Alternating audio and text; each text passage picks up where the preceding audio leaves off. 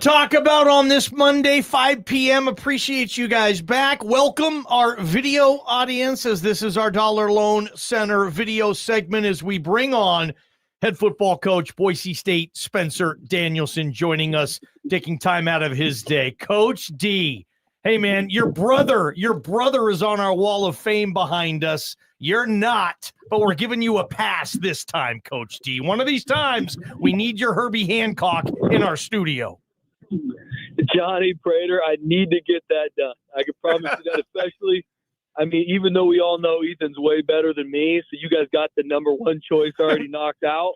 I got to make it. I'm down here in Southern California rolling around trying to find the next best and brightest with Coach Frasier. But I said, hey, everything waits when I can get on with Johnny in the ball game and Mike Prater. You kidding me? Nice. Love it, Coach. We were talking about this, too. We were watching football yesterday together, Prater and I, and did you watch the games? Do you watch the games when you have Sunday? And I know you're recruiting, but you're not doing anything else. Did you have any time to watch football yesterday, Coach?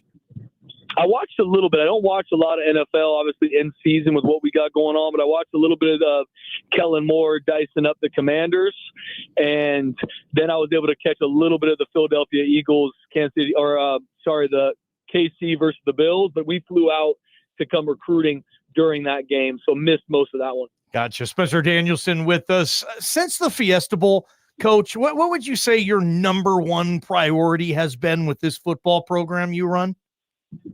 Number one priority was to keep our players right here at Boise State. Like, that was priority number one. And we got a great group of guys coming back, and with success comes people wanting to recruit our guys. We got a great group of guys, and they wanted to be a part of this team, this family. No different than our staff, and our staff's been awesome. They've, a bunch of our guys have been offered jobs and have turned it down to be here. That doesn't mean that's always going to always be the case, but I love this group. So that was priority number one, was the people. We got back from the Fiesta Bowl, and it was all about the people for me, making sure I was very clear with my message and making sure, that's everything for us is keeping our best people right here at Boise State, because that's the only way to not only be sustainable, but continue to push forward. I don't want what we did this season to be a flash in the pan and it take 10 years to get back to the Fiesta Bowl. I want this to be something we do consistent. I believe in this place, and I know God's doing something big. Spencer Danielson, Boise State football coach. First time we've had a chance to catch up with him live on Idaho Sports Talk here since the Fiesta Bowl. Coach is in California recruiting. Appreciate your time, Coach. We'll get you out of here in about 10, 15 minutes. In terms of the recruiting right now, you're never done recruiting, but is your emphasis right now 26 kids to sign in next December? You can always pick up I guess the main question is, if you picked up a wide receiver right now, is it too late to get him into class, get him early enrolled, and get him on the team right now? Yeah, Prater. So both questions. First off, we're out really looking for 26s, the guys that are juniors going into their senior class. We're slower in our offer process because I want to see someone play their junior year of football. I want to see how they develop from sophomore to junior year. So we're going through that now. And then to your last question, with a 25 or a current senior, it's going to be close. A lot of it just depends on, we can sign them obviously in the February signing day, and then it's working with campus to see if we can get them in for the second 7-week class at Boise State. We've never really done that. There's some options there, but primarily if we sign a current high school senior, they will come in the summertime, or a transfer that's out there would probably come in the summertime too. Sounds good. That clears it up a little bit for me. 16 early enrollees on Spencer Danielson's football team. That's out there. You can check out the updated roster at broncosports.com. All kinds of positions all over the place. I think you were looking for a wide receiver for right now, for this class, for this football team, for this spring camp. And I don't see one on this early enrollee. Can you update us on the current status of an immediate wide receiver help for this wide receiver room? Yeah, that's something we're definitely looking for, Mike. We haven't brought in anybody yet. It's something that we're continuing to have conversations with and recruit, and we know we'll find the right fit, obviously football-wise and then culturally as well, but have not brought in anybody yet. Feel really good about our high school group that we signed early. Really feel like they're going to be guys that will not only be really good players on the field, but phenomenal young men. So excited about them. We're still looking for another receiver to come in, and because that's a huge need. And so we're constantly looking through it. having conversations. We've been able to trip some guys and looking to find the right fit. But you're 100% correct on that is a need, and we're still working through it. Coach, obviously, the Cam Camper situation we're still working through, and I'm very open. I want people to understand that, the situation with his is a different situation than Amarion's because of their time in college. So I've had a lot of people ask me what's going on, and it's a very different situation than Amarion's or guys that were in college for 4 years. So good stuff, Spencer Danielson. Is there anything, or just what's different, Coach, about being on the recruiting trail this year compared to last year where you just got the gig, coming off the bowl game loss compared to Fiesta Bowl and everything that came with this season? Have you noticed, Coach D, are you a bigger deal down there now on the recruiting trail? Johnny, I don't know about that. I can promise you people are excited to see the Boise State Broncos walk in. Yeah. But it's just like anything. Last year, when you meet people, our brand has been built over decades of success that I had nothing to do with. And last year as a new head coach, everyone was kind of like, excited to kind of see what you do. And then going in this year, now my message is we got to keep it going and we got to find ways to even do it better. So I love meeting high school coaches. We need to hit home runs on high school kids. Like, that is our lifeblood. And so we're going to continue to build those relationships with the high school coaches so they know what we're looking for. So it's been really fun rolling around with our staff, meeting these young men. Spencer Danielson, let's talk about 5 new defensive backs you have on your team. These are the early enrollees, and I would imagine you're out there with the offseason winter conditioning program, the 5 a.m., the blue stuff, running out there doing crazy stuff like these guys do. You always talked about how championship teams in December are built in January. So now you've got 5 defensive backs: Freeney, Calhoun, DeBoche. By the way, we talked to your boy Chase Baker the other day. Great stuff. And then we have Brooks and Webb, the 2 junior college guys. Your initial reaction, because I love what you say. I'm never going to judge these guys until I get to see them with my own eyes. You've been able to see them a little bit with your own eyes the last couple of weeks. Your initial thought on this group of 5 new defensive backs? Yeah, excited about them. Mike, it was Coach Hilgart's done a really good job this time of year.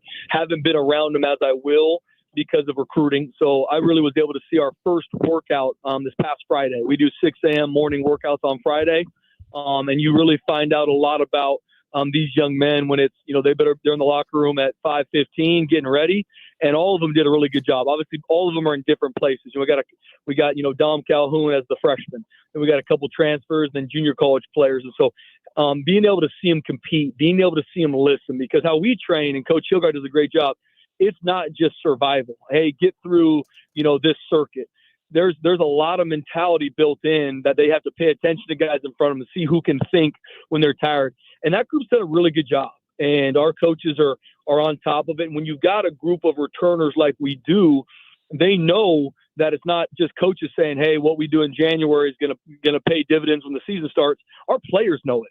Our players know the execution that we need to have now that's going to directly correlate to the season. So that group of young DBs is doing a really good job, and we're going to need them to. And competition is going to be through the roof. And that was my message to our team a week ago when I had my first team meeting. I said, everything is earned. The depth chart is going to come out for spring ball. That is a seating chart. And I don't care where you played at, who you played for. Like, you come here and you earn it. And they've obviously all heard that from the recruiting time we've been around them to now. So they've done a really good job. And I've had a lot of current players that are coming up to me in my office saying, Coach, these guys are doing a good job. And that's just to name the DBs. We've got a good group of early enrollees and excited where we're headed. Yeah, and I love the group of defensive linemen as well. I love the beef that you've brought in for this defense this year. You brought in a couple of linebackers. I know Brackett was more of a gray shirt guy, and you got a couple of All-Americans at linebacker already. But let's focus a little bit on the defensive line. On the outside, you got the Williams kid from Idaho. You got a couple of kids from Hawaii and Arizona. I'm not sure if you're allowed to talk about the Latu kid from BYU yet, if he's even on campus, but at least those other 3. You guys have added some serious beef to a defensive line that needs some serious beef. Yeah, no doubt. Mike, we obviously knowing the holes that we need to fill defensively, and knowing that obviously, Coach Chin does a phenomenal job bringing pressure, and we need to continue to do that. We need to evolve defensively, but we knew, in our front, we needed to reload. And so really excited about the group we brought in. Obviously, extremely excited about the group we got coming back. let me just talk about them. I mean, Jaden Virgin, Braxton Feely, Max Steeds, just to name three. I'll tell you what, guys. I mean, they're looking as good as I've ever seen them out there training and leading this group in the front. And then so when you bring in a group of transfers and or some freshmen, it's really easy because I just tell them, watch what those guys are doing and do that. That's the secret to success. And so those guys coming in done a really good job. I mean, Deion Washington transfer from Hawaii. I mean, he knows what it takes to play in this conference. He knows why he came here, and that's to help us continue to win championships. Keanu from Arizona. I mean, long, athletic, has a ton of potential, and he's a phenomenal young man. Loves the Lord, works his tail off in everything he does. So, those are just to name two. And then we also got, like I said, I can't probably talk about the other one you brought up yet, but I can tell you he will be there in Spring Bowl. Okay. I'll just leave it at that. And so excited to see him grow. And we've got a couple other ones we're going to bring in the summertime. Malachi Williams, the transfer from Idaho's there, and he is training his tail off. He's with Jaden Virgin Morgan everywhere he goes because he's wired the right way. He wants to help our team be successful, and he wants to be developed to be elite. And I believe he's got a really good skill set. The leader, Maddox Madsen, your quarterback. We had in this studio last week or close, maybe 2 weeks ago, Coach Danielson, and he talked about the relationship he wanted to have with Zach Hill. And Dirk Cutter was on this show, and he said he thinks Mad Dog needs someone younger at this point in his career. What do you need as the head coach of this football team out of the relationship between Zach Hill, your QB coach, and Maddox Madsen, your quarterback? Yeah, Johnny, it was the first and foremost, I wanted to bring in a quarterback developer, not someone where it was new for them, not someone where I had to trust somebody's opinion on if they could develop quarterbacks or not. I was around Zach for 3 years. I saw him do it in person, and I've seen him do it at a high level with my own two eyes. And then obviously seeing what he's even done since, I think the world of Zach. And I knew that was a big deal for me with Maddox, is I want Maddox to always know that he's going to be developed here better than anywhere else in the country. And he believes that their relationship has grown. Zach's going to be great for him, and Zach's going to be great for the rest of our quarterbacks, developing them too. And so that relationship, to your question, Johnny, is paramount to me, and it's already starting to flourish. Spencer, you said he's in California, Boise State football coach Spencer Danielson, recruiting the 26 class. There'll be a signing day in February, one in December. We'll figure all that stuff. I think maybe even rules are changing, so maybe we'll just get back to that. I wanted to ask you, though, because you said you were with Jabril Frasier. Jabril Frasier, I'll never forget the first time I interviewed Jabril Frasier, and I'll flat out say it, he was horrible. He was a horrible interview because he was a young kid, and he was trying to figure out. Right by me, Mike. Come on now. But he was a young kid trying to figure out life, and now he's this dynamic, unbelievable leader, unbelievable coach, unbelievable recruiter. Just can you talk about the growth from the day you met Jabril Frasier to what you're seeing now? Yeah, so when I first met Jabril Frasier, obviously he was injured when I first walked on campus, played a lot in the 2016 season. And when I come in, I'm a guy from Azusa Pacific that's a graduate assistant coaching the edge. And I will say this from Jump Street, he listened and he paid attention to everything I talked about. He didn't have to. I didn't deserve his respect one bit, and he gave it to me. Now, there was a lot of hard conversations between, and we joke about it now, between me and Jabril, because I cared about and I loved him, and I knew how much was in him. And seeing him grow, not only as a player, who he was when I first got there, to the leader he was when I let me turn into a captain his senior year, leading the whole defense, not just leading himself, leading the whole defense. Then fast forward to being a graduate assistant. He's got his master's now. Wow. And seeing him coach the edge position, I mean, he is an absolute rock star. And I don't say that lightly. He's one of the best teachers I've been around. He recruits his tail off. He deeply loves our players, which is a non-negotiable for me. Like, you can coach these players hard, but you better love them harder.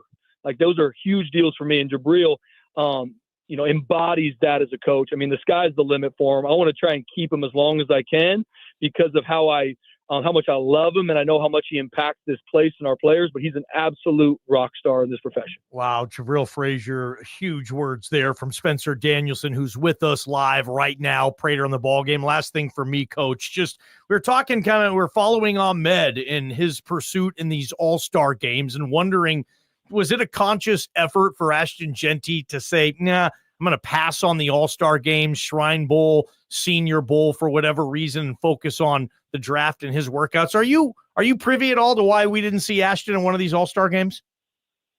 Yeah, I've obviously been in communication with all our guys.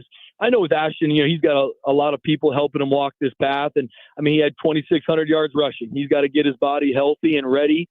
And he's put a lot of stuff on film that I know the NFL is very excited about. And I think the film speaks for himself. So I know he's feeling great. He's training down, I believe, in Atlanta. I talked with him 2 days ago. We talk weekly, just catching up on things. And so he's making the right decisions for himself and the teams that from what they want and what he's already put on film, he knows the situation he's in. So I wasn't, involved in those conversations, but obviously I'm communicating with him consistently. And I know, he's put a lot of really good stuff on film, and I believe he's going to be the first running back taken. That's my opinion. But I know it's also the opinion of, from what it seems, a lot of the NFL scouts as well. And with Ahmed, talked with him actually last night. He called me and we were talking through kind of how he's performed, and every scout that's been around him has hit me up and has been just so blown away, to be honest with you, with Ahmed, and not just his skill set that they watch, but how he is even as a teammate to these guys that he just met the day before. He's encouraging guys. He's cheering them on. He's doing the breakdown. That's him. Ahmed is a team guy that loves his team and will sacrifice anything for his team. And obviously they watched what he did against Penn State. And he made himself some money in the Fiesta Bowl because of how he played. So excited for him and Ash and the rest of our guys training. They're in a good spot and excited to see what happens, I believe, later in April. Every Monday we do a weekend winners and losers as we open up the show. And my weekend winner was Ahmed Hassanin. I counted at least 15, and it might even be up to 16 or 17 by now, NFL reporters covering his All-Star game, talking about all the different words. I wrote down all the different words that they used, and I'm sure they're all words that you've thought of. You've been a big believer of this guy from day one, but Ahmed Hassanin made himself some money in the Fiesta Bowl. He made himself some money over the weekend. I wasn't sure if he was going to be an NFL draft pick. At this point, it's pretty obvious to me that he will be. He's absolutely deserving of it. And I tell every GM or player personnel or scout that's been through the past 6 months to Boise State and the phone calls that I have, Mike, and I'm very open about that. I think he's an absolute I think he's a 10-year pro. I really do, because of his work ethic, who he is, his mentality, how he trains, the teammate he is, and who he is as an athlete.